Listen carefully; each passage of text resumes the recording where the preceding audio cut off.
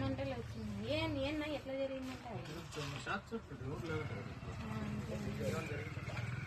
Case అయిన రోజు night 200 బండ్లు మా ఇంటి మీదికి దాడికి వచ్చినాయి. వైఎస్ఆర్సీపీ కార్యకర్తలు, కౌన్సిలర్లు, వార్డు మెంబర్లు మొత్తం వచ్చి దాడికి చేసి మమ్మల్ని మీరేం చేస్తారు, మీ సెత్తా ఎంత, మా సెత్తా ఎంత అని దుర్భాషలాడి దస్తగిరిని వాళ్ళు వెళ్లిపోవడం జరిగింది.